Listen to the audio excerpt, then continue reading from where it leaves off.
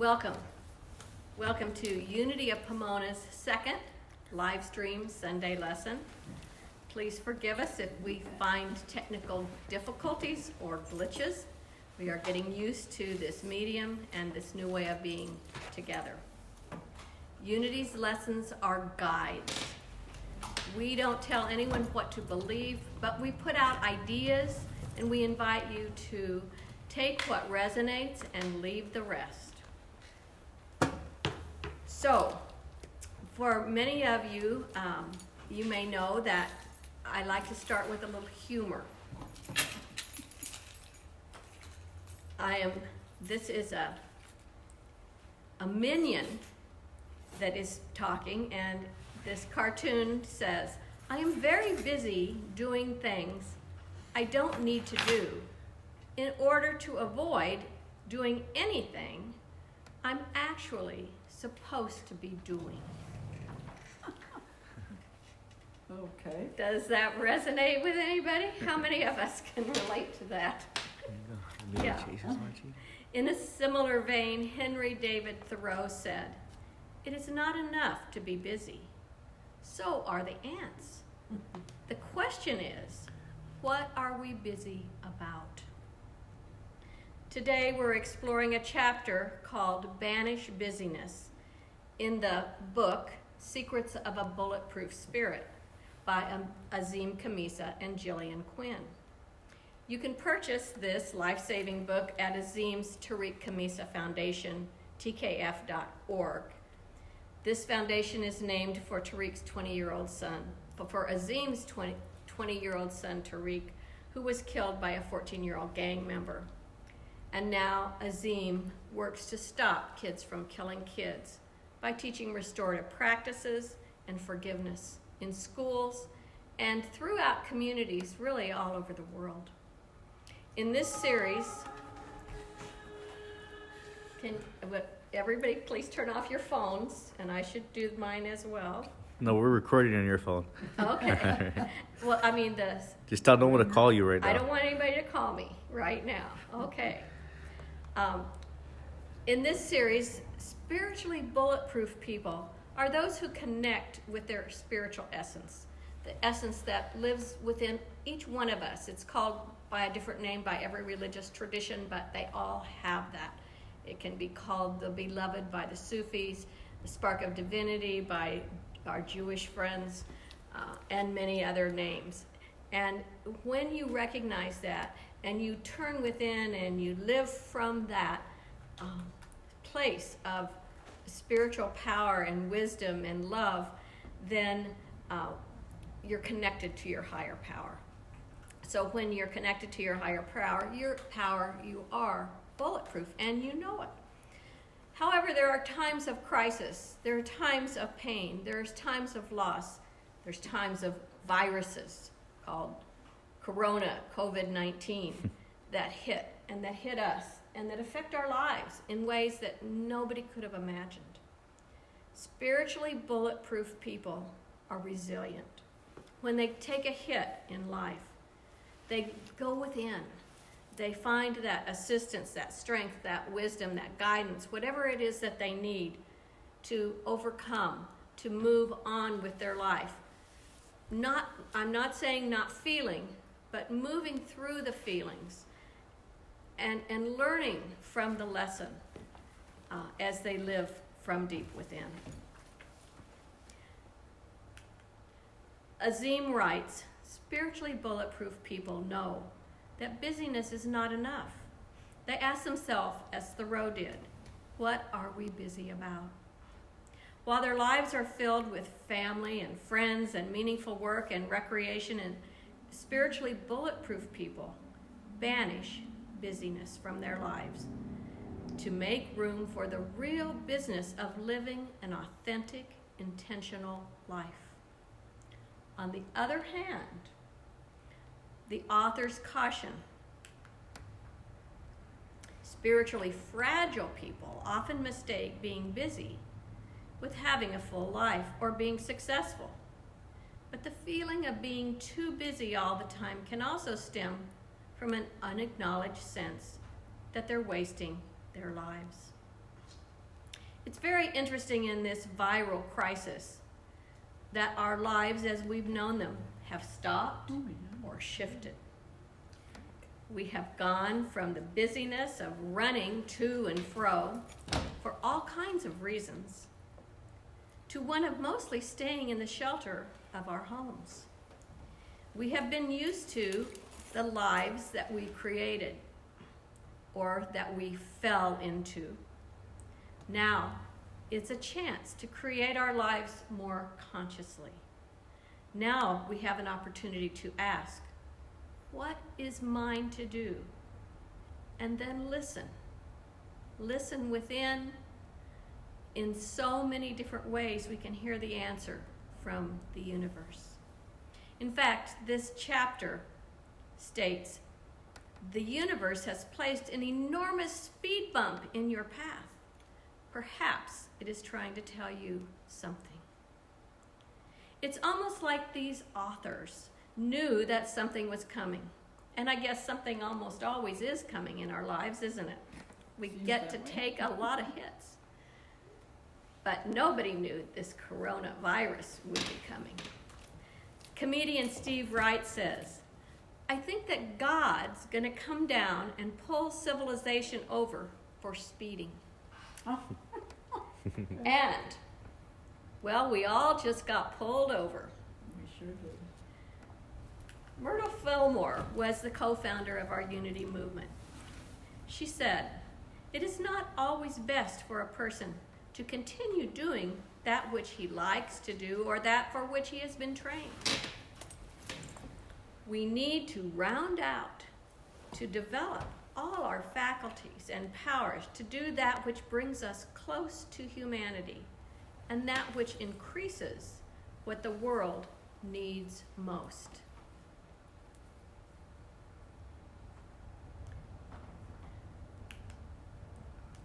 Bill Gates has a very interesting take on this virus. And I was so moved by it, and it has gone viral, that I'm going to read it to you. You can find it almost anywhere on the internet.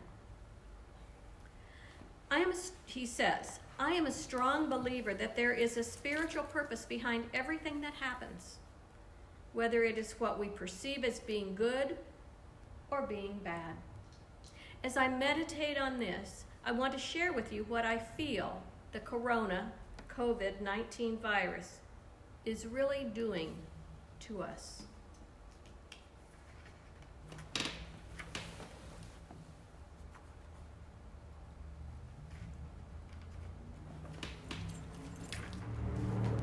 It is, number one, it is reminding us that we are all equal, regardless of our culture, religion, occupation, financial situation, or how famous we are.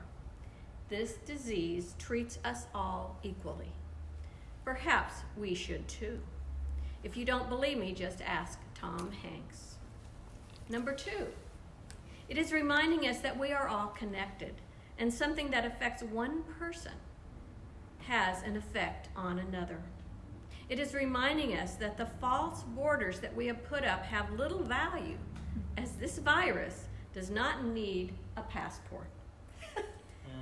It is reminding us by oppressing us for a short time of those in this world whose life is spent in oppression.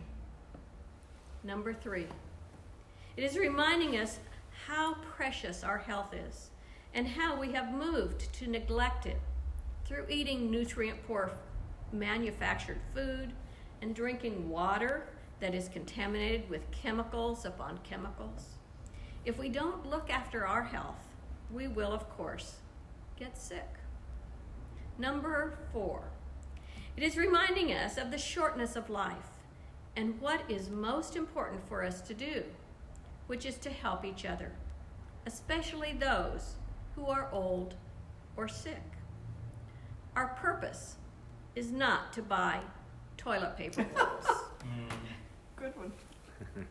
Number five, it is reminding us how materialistic our society has become and how when in times of difficulty we remember that it's the essentials that we need: food, water, medicine, as opposed to the luxuries that we sometimes unnecessarily give value to. Number 6, it is reminding us how important our family and home life is, and how much we have neglected this. It is forcing us back into our houses so we can rebuild them into our home and to strengthen our family unit. Number 7, it is reminding us that our true work is not our job. That is what we do, not what we were created to do. Our true work is to look after each other, to protect each other, and to be of benefit to one another. Number 8, it is reminding us to keep our egos in check.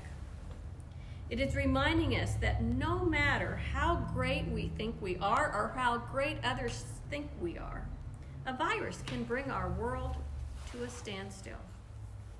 Number 9, it is reminding us that the power of free will is in our hands.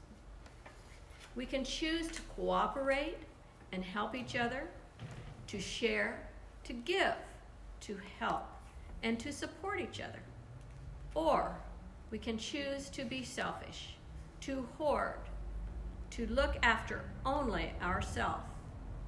Indeed, it is difficulties that bring out our true colors. Number 10, it is reminding us that we can be patient, or we can panic. We can either understand that this type of situation has happened many times before in history and will pass, or we can panic and see it as the end of the world and consequently cause ourselves more harm than good. Number 11, it is reminding us that this can be either an end or a new beginning.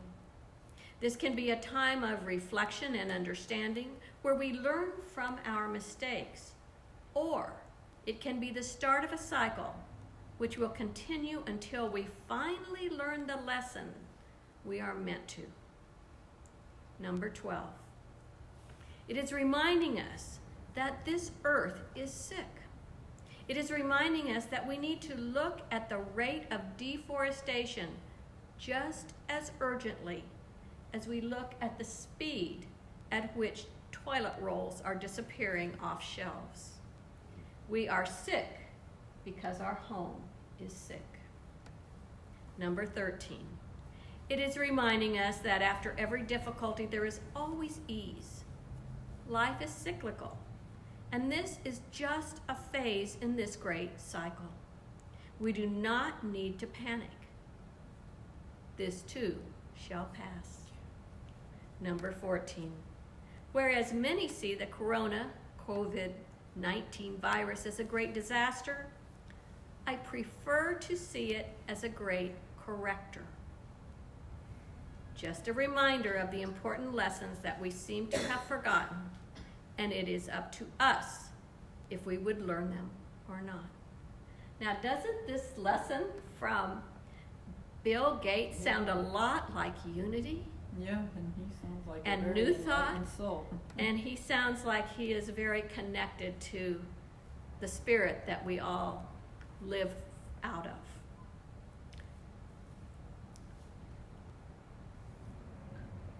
I found a quote, and I invite you to think about how peaceful your life might be if you remembered or if you believed the wisdom of this quote by Regina Decker. Everything we encounter in life serves our greater well-being. Everything we encounter in life serves our greater well-being. Everything. How would it be? How would you feel if you remembered that? We have the gift of free will. You have the gift of free will. You can choose to be busy filling time, or you can use your time to do the unique and amazing things that only you can do in this world. We can be busy being born or be busy dying. In Unity, we talk about living from the inside out. That is when we're directed by the Spirit of God within us, our Christ essence, the spark of divinity within, whatever we call that, that is the core of our essence, the spiritual core. We are born anew as we live from the inside out. There is great joy in living authentically as directed by our higher self. Goethe reminds us, trust yourself, then you will know how to live. Or we can live from the outside in, by letting our values be influenced by the pettiness of the materialistic world. Then we are missing the mark of life that we came to live, and we are busy dying. I found this quote: "Until you make peace with who you are, you will never be content with what you have." So although the world tells us more, more, more, that will make you happy, does it? I don't think so. Maybe for a moment or two, but not the happiness that lasts, not the happiness that comes from living an authentic life from the inside out. American Buddhist teacher Jack Kornfield reminds us, when we get too caught up in the busyness of the world, we lose connection with one another and ourselves. Now, especially in this crisis, we have the chance to put our awareness on that which we came here to do. When we are in the natural flow of our unfolding potential, we're connected to Spirit, and we're connected to each other. And what happens? Miracles. We see ourselves in the midst of unfolding miracles, for us, within us, around us. Alan Lakian, a time management expert, believes that time is equal to life, so that if we waste time, we waste our life. Or if we master our time, we master our life. I spoke briefly to Azim Khamisa this week. I am constantly amazed by how much this world traveler, inspirational, motivational speaker, author, philanthropist, and friend is able to get done. And I said that to him. And Azim responded with something like this: "You know, Jan, it's not me, but I am opening to be a channel for Spirit to work through me." I replied, "I know, Azim, but sometimes I forget." We all know that, don't we? We all know that we're here to be a channel for God, for good in this world. And yet, sometimes or oft-times, we forget. One thing about a spiritual community is we're here to remind each other of the things that we do forget. So are you squandering your time in busyness? Here are a series of statements that might assist you in deciding if you are too busy. I invite you to take them as I read them and count how many you feel you really relate to. Number 1, my days seem to blend together and go by in a blur. Number 2, my day is spent doing things I feel I have to do, not that I really want to do. Number 3, I spend a lot of time talking with people about stuff I'm not really all that interested in.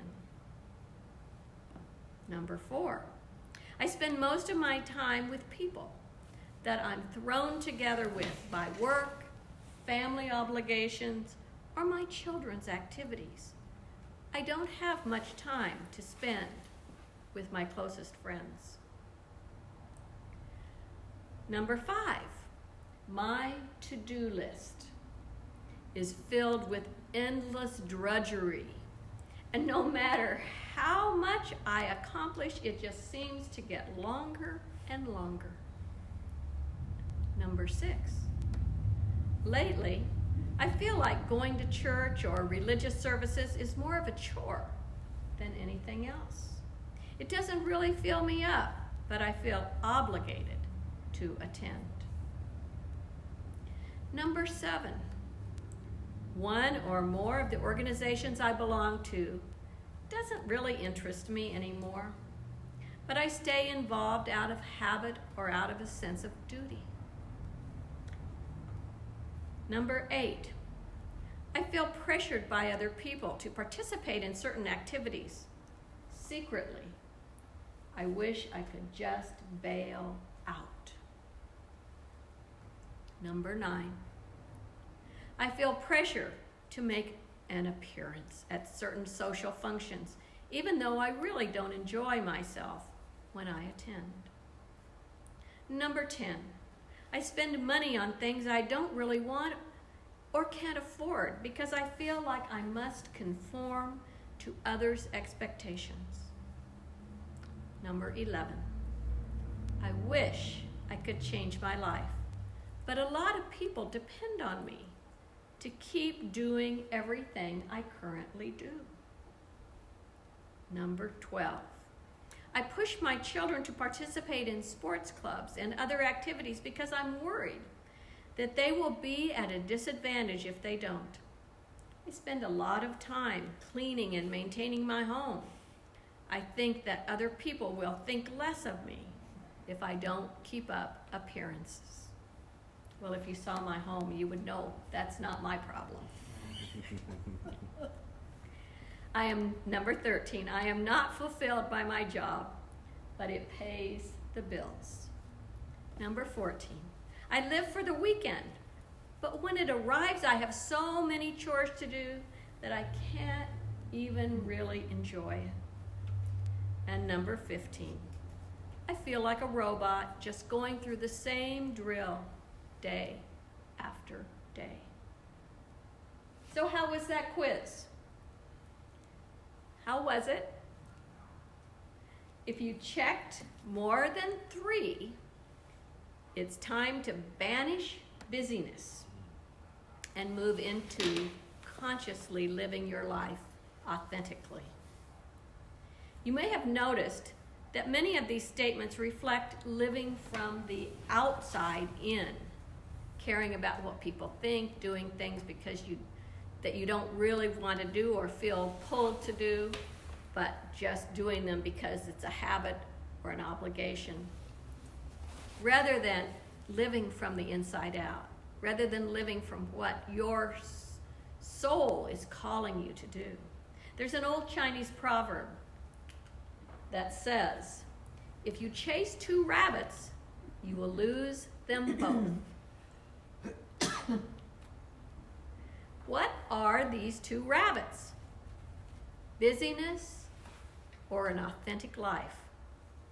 We can't have both. Busyness. I found this quote. Busyness is a drug that a lot of people are addicted to. And on the other hand, the other rabbit, connect to the rhythm of your soul and live the life you came here to live. I want to demonstrate this with an object lesson.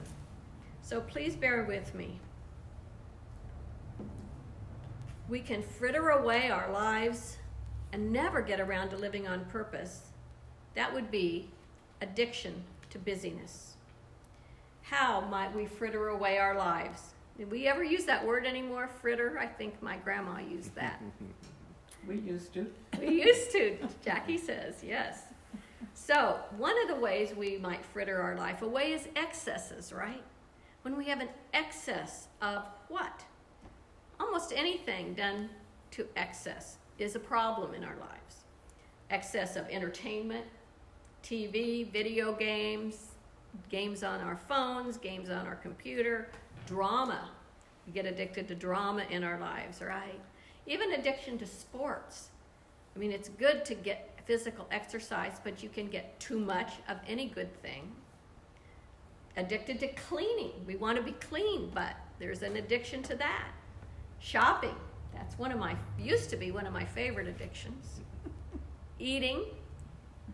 Many of us are addicted to that, especially now when we're forced to be inside.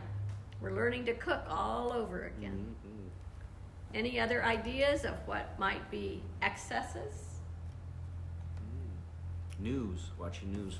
Watching news. Yes, good one. Absolutely. Good one, Andrew. Yes. When we, with this epidemic, this pandemic, we want to know, don't we?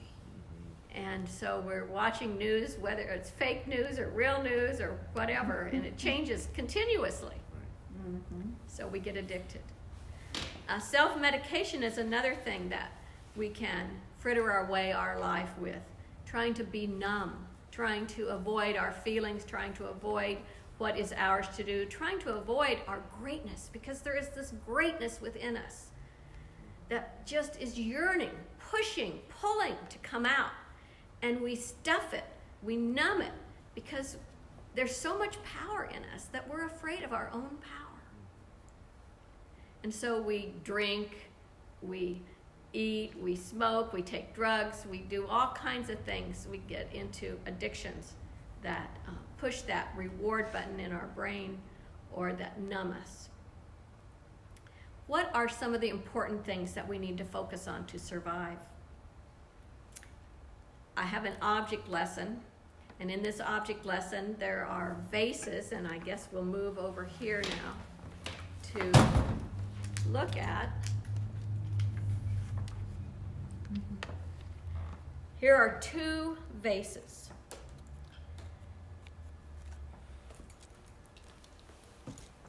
And they represent our lives. So this first vase, I'm going to, I have large stones, you can see them here, and I have painted on them various things that for me are the keystones for my life, and maybe for yours, and you can do your own. But as we put our attention on these values and we make time for them in our lives, we make them a priority, then they all fit. All these stones fit into the vessel of our lives. And I like to start with the spiritual stone. What did Jesus tell us? That if you seek first the kingdom of God, the kingdom of heaven, then all else will be added to you. And so if we put this spiritual life stone, spiritual awareness stone, meditation, prayer stone, in the bottom is our foundation, then we can build up from that, and we can know that the other things that are critical are going to come. So another thing that we need to put in our life is food into our bodies. Another thing we need to put is the finances, money, so that we can have shelter. We have so many people out on our streets now that don't have the money for a shelter. And so we put shelter and money, finances. Another thing that we need is attention to our health. Whether that means living a life of rest, a life of play that is balanced, sleeping, that good sleep that keeps our brains going well and our bodies rested, and if we need medicines, whatever it is we need, we use. And so attention to our health. Then we need relationships. We all need relationships. They're an important part of who we are, knowing that we are interconnected. And so giving priority to relationships, giving and receiving love and compassion. Then, because we are made in the image and likeness of the Creator, we too are creative. And it's very important. No two of us are probably creative in the same way, but we're all creative, whether it's music, whether it's art, whether it's weaving, whether it's writing, whether it's poetry, whether it's home decorating, whatever it is, gardening. There's all kinds of ways to be creative. And so we need to express, and just creating by speaking. So we all need to attend to that. And then there is service. That Bill Gates talked about that. Myrtle Fillmore talked about that. Being of service is a very important activity in all of our lives. Mm-hmm. We feel purposeful. Our lives take on deeper and broader meaning. And so we put service into the vase of our life. And then, does that mean that we can't have fun? No. Does it mean we can't have distractions? No. Does it mean we can't have television or video games or any of those other things? No. The blessing is that we get to have it all if we put it in the right order. So this is kitty litter, clean kitty litter, and it represents all those distractions that we love. Now, if we filled our day, our life, with the important stones, if we've put God first, and all those other things we give responsibility to and take responsibility for, then you can notice as I pour in the distractions, there's lots of room to fit them in between these other stones. In fact, this is 3 cups of kitty litter, and they will go down and fill up this vase. They are.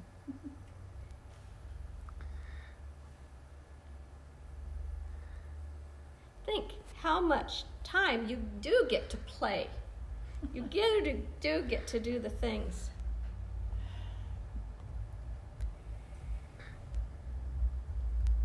Think of that. Just enough. Just enough. Okay. So, there we have it.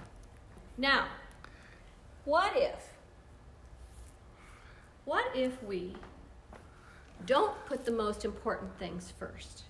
What if we put our life and our day first filled with the things that are distractions from our authentic life?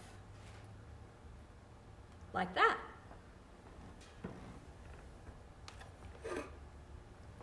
And then we think, oh my gosh, I need to make time for food. I have to eat. Okay.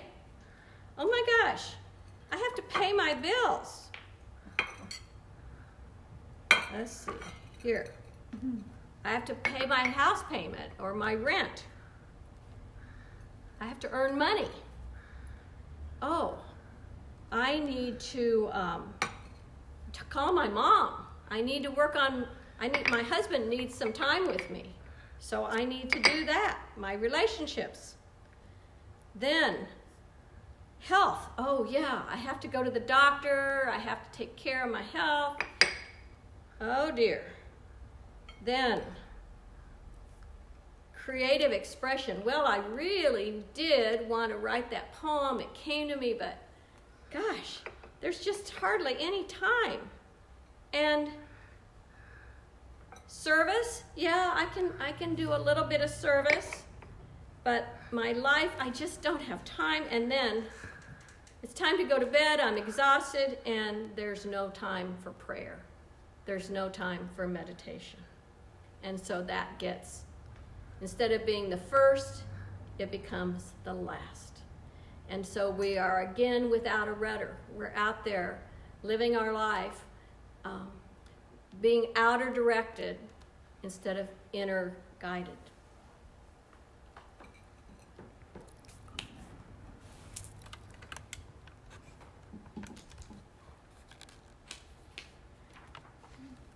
I have a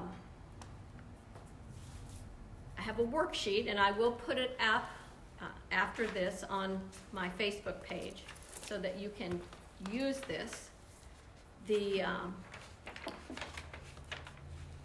This is what Azim calls the Bounce Back Boot Camp for banishing busyness. And the first question is, and I'll just read these and invite you to write them down or think about them. Name the busynesses that you do that involve people pleasing.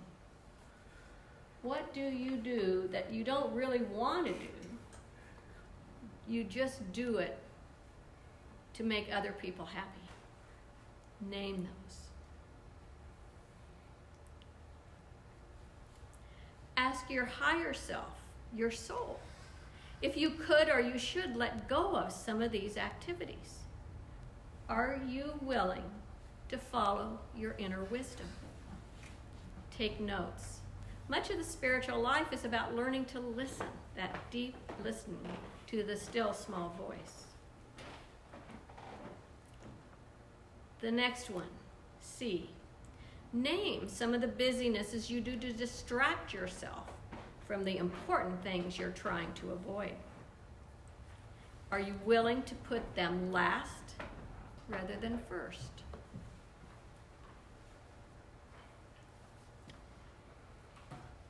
Number D, letter D.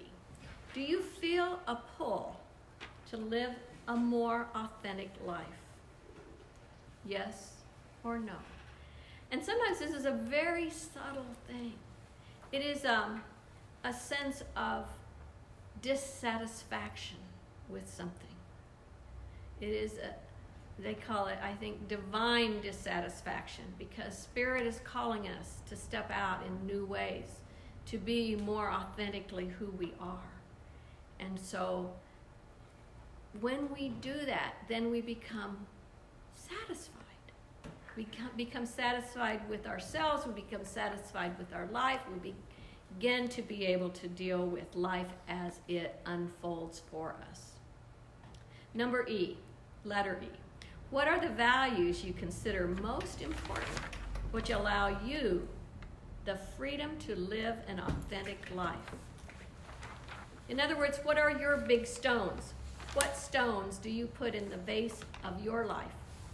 And are you willing to put them first?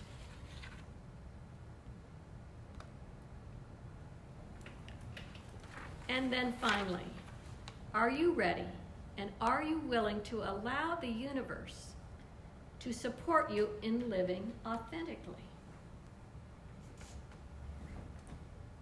The universe, if you put your values, the deep values first, the universe will be delighted to support you. And you will be so surprised at how that shows up in very unexpected ways. It's not about the head. It's about being connected at the heart and the soul to your soul, and then the universe, God, the Creator, however or whatever you call that connects us. Love connects us. Makes it happen in amazing ways that we often call miracles. So I invite us to affirm. Oh, I didn't put this up. So those are the questions.